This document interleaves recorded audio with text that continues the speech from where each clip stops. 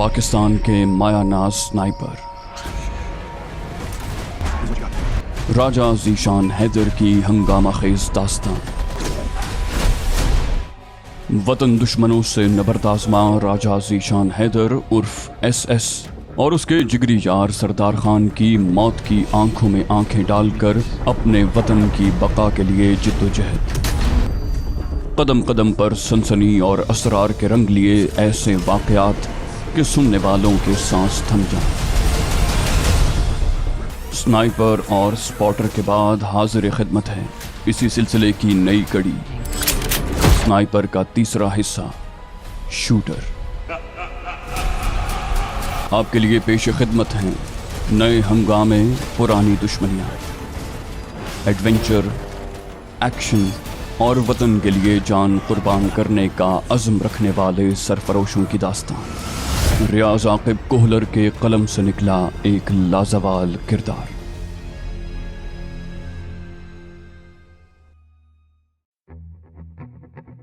मैं Laura brown से बात कर रहा था। मैंने उससे पूछा, कुछ याद है SR-1 राइफल किस किस को बेची थी? वो सोचते हुए बोली, 3 राइफलें अरब शेखों को दी थी, एक विशाल गुप्ता को और एक राइफल एक नवाब साहब के हवाले की थी। गालिबन नवाब नसरुल्ला नाम था। मैंने पूछा, कुछ मालूम है किस इलाके से ताल्लुक रखता था? बोली, अगर मैं गलती पर नहीं तो शायद अहमदाबाद नाम लिया था उसने। इतनी देर में ममता दीदी मुखिल हुई। वो उसके पास पहुंच चुकी थी। उन्होंने कहा, राज मुझसे बात करो, मैं उसे जानती हूँ। नवाब नसरुल्ला का ताल्लुक अहमदाबाद के मज़ाफाती कस्बे हिम्मत नगर से है, लेकिन भूल जाओ कि वो स्नाइपर राइफल तुम्हें देगा। निहायत संकी शख्स है और काफी दौलतमंद भी है, इसलिए ये तवक्को फजूल है कि SR-1 तुम्हारे हवाले करने पर तैयार हो जाएगा। बेहतर होगा ऐसी कोशिश में वक्त जाया न करो। अगर रकम है तो एक शख्स का पता बताती हूँ, उससे तुम्हें हर किस्म की अच्छी स्नाइपर राइफल मिल जाएगी। मैंने कहा, दीदी SR-1 छोटे से बैग में पैक हो जाती है और वजन में बहुत हल्की है, जबकि दूसरी हैवी स्नाइपर राइफलें वजनी होने के साथ हजम में भी बहुत बड़ी होती हैं। इसके अलावा भी SR-1 में ऐसी कई खुसूसियात हैं जो आम स्नाइपर राइफलों में नहीं होती। वो बोली, मगर नवाब नसरुल्ला से राइफल खरीदने का मशवरा मैं नहीं दे सकती, और वो उसके बारे में तफसील से बताने लगी। उनकी बात मुकम्मल होते ही मैंने हंसते हुए कहा, दीदी कोई न कोई जुगाड़ कर लूंगा। लौरा की आवाज उभरी, मैं मशवरा दूं? मैंने बेजारी से कहा, तुमसे बात ही नहीं करना चाहता। वो शोखी से बोली, शर्म करो राजा, मैं वही हूँ जिसके साथ तुम्हारे इश्क के किस्से अफगानिस्तान से लेकर हिंदुस्तान तक फैले हैं। मैंने तंजिया अंदाज में कहा, गोरी चुड़ैल, हद होती है गलत बयानी की और बेहुदा गोई की। उसका मुतरन्नम कहकहा उभरा। बोली, अपनी बहन के सामने शरीफ बनने का उम्दा नाटक कर रहे हो, लेकिन ये अदाकारी किसी काम नहीं आएगी। मैं सुनीता को सब कुछ तफसील से बता चुकी हूँ। मैंने कहा, अच्छा फूटो, क्या मशवरा है, वरना तुम्हारी वाहियात गुफ्तगू जारी रहेगी। उसने तंजिया अंदाज में एक अंग्रेजी कहावत दोहराई, जिसका सादे अल्फाज में मफहूम यही बनता था कि छलनी कूजे को कह रही है कि तुम में 2 सुराख हैं। मैंने बेजारी से कहा, फजूल गोई की बजाय मुद्दे पर आओ। उसने इत्मीनान से कहा, गुफ्तगू का ये अंदाज तुम ही से सीखा है। मैं जान छुड़ाते हुए बोला, तुम कोई मशवरा देने वाली थी? वो मुस्तफसिर हुई, तुम्हारे पास विशाल गुप्ता वाली स्नाइपर राइफल मौजूद है? मैंने उलझन आमेज लहजे में कहा, हाँ, मगर उस पर 40-45 से ज्यादा गोलियां फायर कर चुका हूँ और वो किसी भी वक्त जवाब दे सकती है। वो शोखी से बोली, नवाब के मेहमान बनकर वहां पहुंच जाओ और किसी बहाने से राइफल तब्दील कर लेना। उस घामड़ को हकीकत का क्या पता, अगर डॉक्टर सुजाता को साथ ले जाओ तो शायद मुकम्मल पजीराई मिले। मैंने नदामत से कहा, उससे तो मुलाकात ही नहीं कर सका।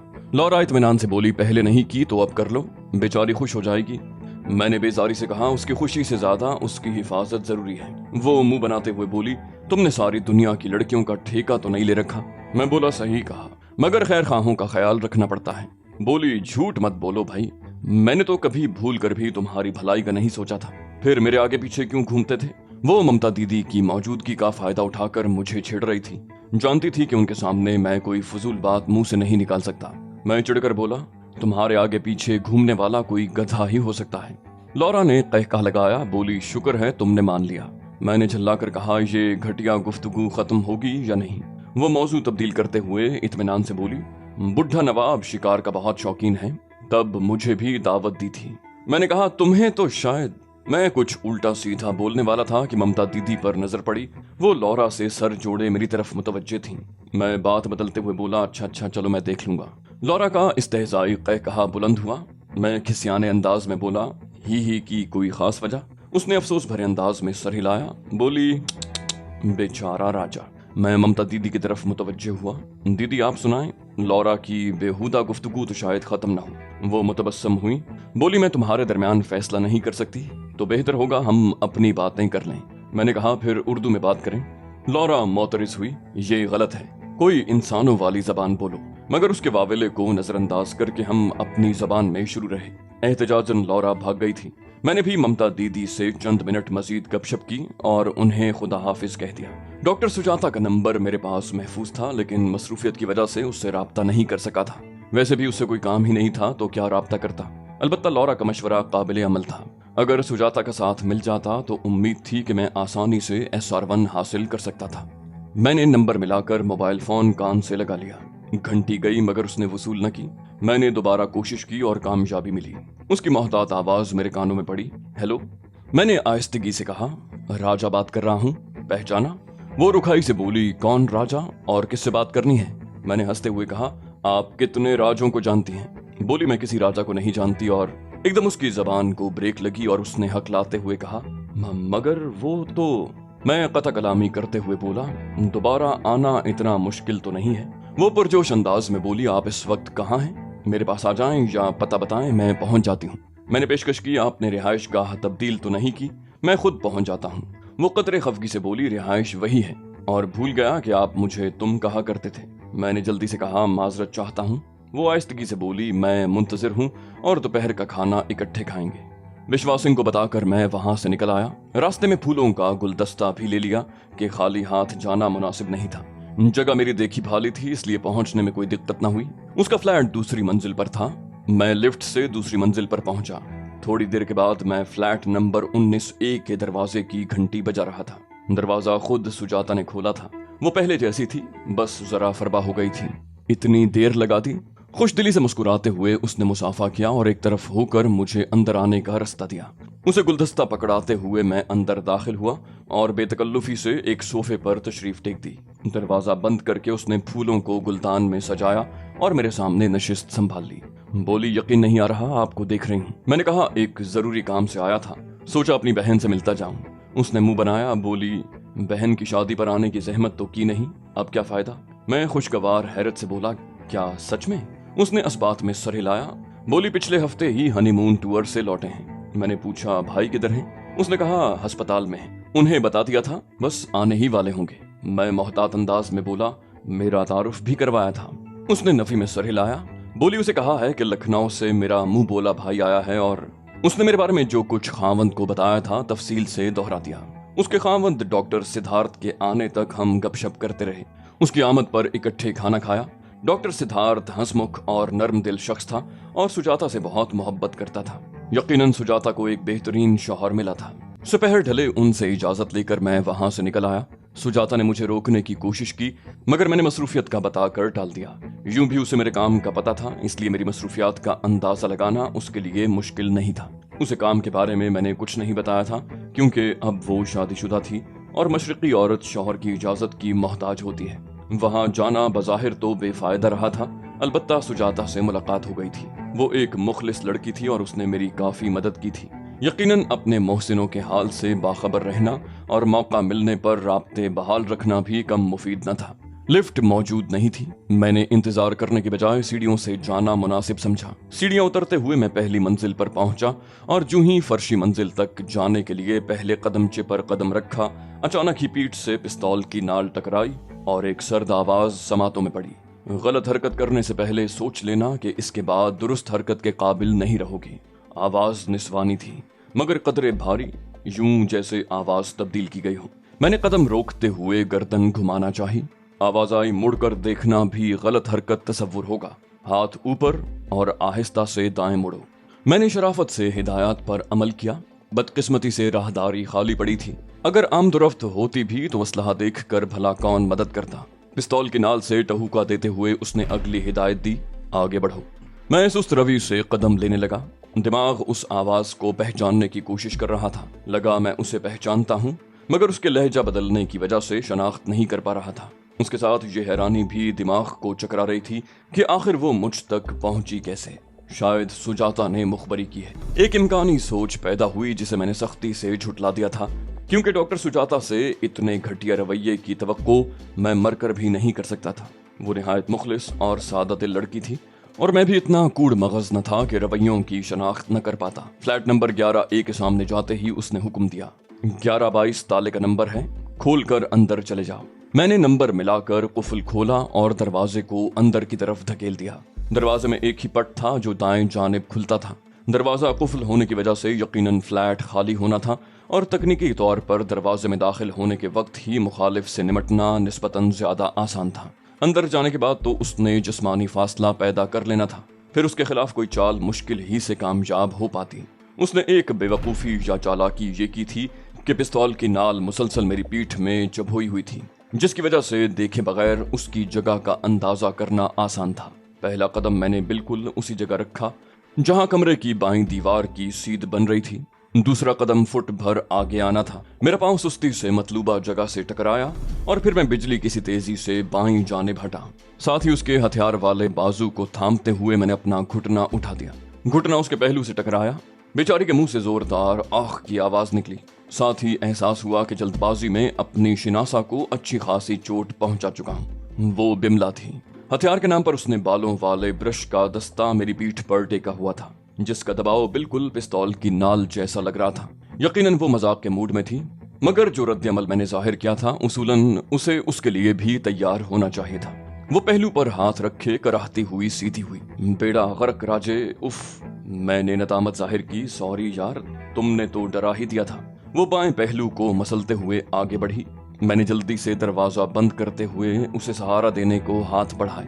खफगी भरे लहजे में मुझे डांटते हुए बोली, दूर रहो, और सोफे के करीब पहुंचकर गिरने के अंदाज में लंबी पड़ गई। मैंने खिफत भरे अंदाज में कहा, पानी लाता हूं, और मैंने बावर्ची खाने की तलाश में गर्दन घुमाई जो दाईं तरफ नजर आया। मैं जल्दी से पानी की ठंडी बोतल और ग्लास ले आया। खफगी भरी निगाहों से मुझे घूरते हुए उसने ग्लास पकड़ लिया। मैंने उसके सामने नशिस्त संभाली, कहा, उसूलन गलती तुम्हारी है। एक ही सांस में ग्लास खाली करते हुए उसने मेरी तरफ ताना, ग्लास से तुम्हारा सर फोड़ दूंगी। मैं मुतबस्सम हुआ, क्या खबर थी कि तुम होगी। वो आंखें निकालते हुए बोली, शुक्र करो मेरे हाथ में असल पिस्तौल नहीं था, वरना तुम्हारी हरकत के बाद मैंने गोली ठोक देनी थी। मैंने मुंह बनाया, कहा, तुम्हें ऐसा मौका मिलता तब ना। उसने बाएं पहलू को दबाते हुए दुहाई दी, यार इतनी जोर से तो कोई दुश्मन को भी नहीं मारता। मैंने कहा, तुम्हारी अपनी गलती है, अगर मजाक करना भी था तो कम से कम थोड़ा सा फासला तो रखती। बोली, मेरे हाथों में बालों का ब्रश था, दूर से धमकाने की बजाय तुम्हारी पीठ में दस्ता चुभोना मुनासिब लगा, और सच कहूं तो मैं मुकम्मल तैयार थी, मगर फिर पता ही नहीं चला। मासूमियत से कंधे उचकाते हुए वो मुस्कुरा दी। मैंने पूछा, तुम कब से मेरा पीछा कर रही थी। बोली, लिफ्ट से निकलते वक्त तुम्हें सीढ़ियों की तरफ बढ़ते देखा था तो हैरान रह गई। आवाज दे ही रही थी कि दिमाग में शरारत जागी और मैं बेवकूफी कर गुजरी। उफ। जवाब देते हुए उसने फिर वावेला किया। दुश्मन समझते हुए मैंने घुटने का वार भी तो बहुत जोर से किया था, और उसकी बदकिस्मती के बेचारी दिफा नहीं कर सकी थी, वरना कोई घरेलू खातून नहीं थी कि एक चोट खाकर हाय वाय शुरू कर देती। मैंने पूछा, पहली वाली रिहाइश क्यों छोड़ी। बोली, हम मुस्तकिल कहीं भी नहीं रह सकते, क्योंकि हमारी रोजमर्रा ऐसी नहीं है जिसे मुस्तकिल ठिकाना रास आ सके, इसलिए पड़ोसियों से थोड़ी बहुत शनासाई होते ही ठिकाना तब्दील कर लेते हैं। गहरा सांस लेते हुए मैंने इस बात में सर हिला दिया। वो मुस्तफसिर हुई, और तुम कहाँ आवारागर्दियां करते फिर रहे हो। मेरे ख्याल में तो तुम्हें अब तक लौट जाना चाहिए था। मैंने जवाब गोलमोल किया, कहा, एक दोस्त से मिलने आया था, बाकी सरकारी आदमी हूँ, मेरे आने जाने के फैसले कोई और करता है। उसने अंदाजा लगाया। बोली, फिर कोई मिशन है। मैंने कहा, शायद ऐसा ही है कुछ। उसने पेशकश की, अगर मदद की जरूरत हो तो कह सकते हो। मैंने कहा, शुक्रिया, और जाने के इरादे से नशिस्त छोड़ दी। वो खफगी से बोली, कहाँ चल दिए, कुछ खाए पिए बगैर तुम नहीं जा सकते। मैंने कहा, खा पी कर आया हूँ। मुझे बैठने का इशारा करते हुए वो संजीदगी से बोली, एक जरूरी बात करना है। मैं दोबारा सोफे से जुड़ गया। उसने उम्मीद जाहिर की, क्या ये मुमकिन है कि तुम 2-3 दिन मेरे पास गुजारो। इजहार ताज्जुब के बाद मेरे मुंह से एक लफ्जी इस्तिफसार निकला, क्या, क्यों। उसने मुतबस्सम होकर इंकिशाफ किया।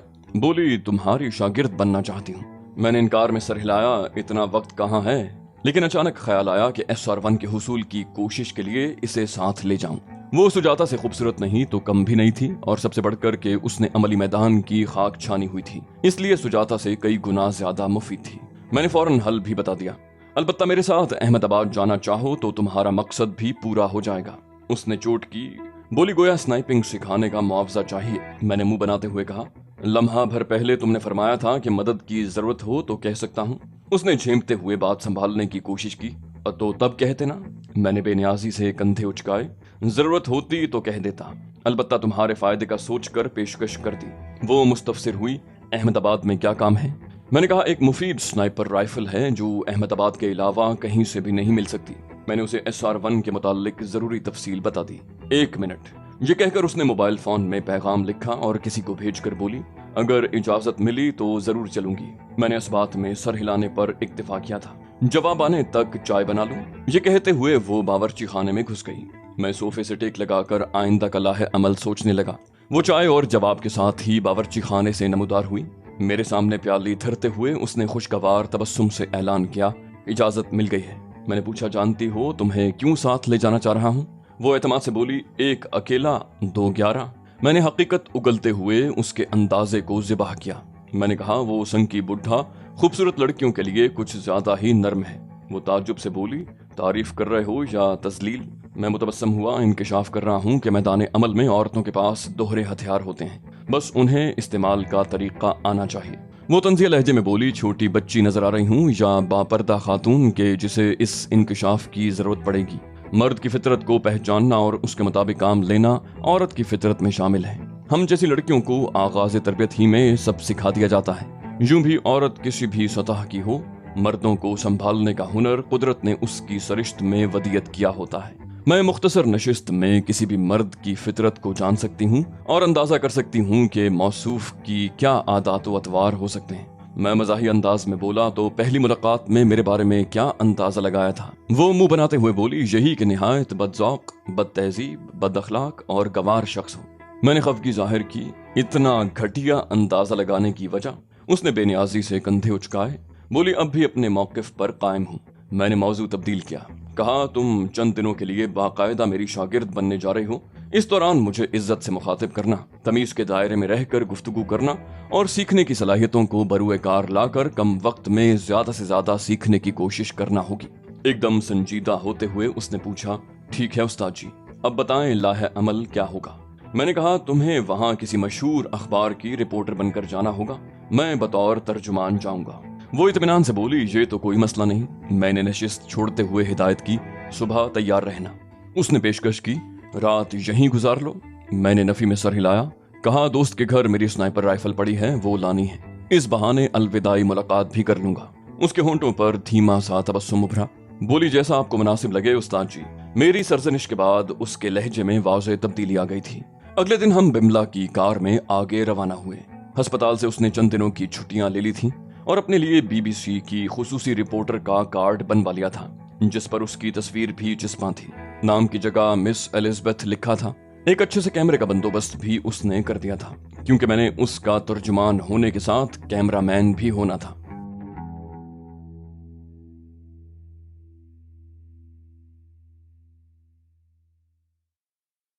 तो दोस्तों, ये थी हमारी आज की एपिसोड। उम्मीद करते हैं आपको हमारी कहानी पसंद आई होगी। जाने से पहले इस वीडियो को लाइक कीजिए और शेयर करना मत भूलिए।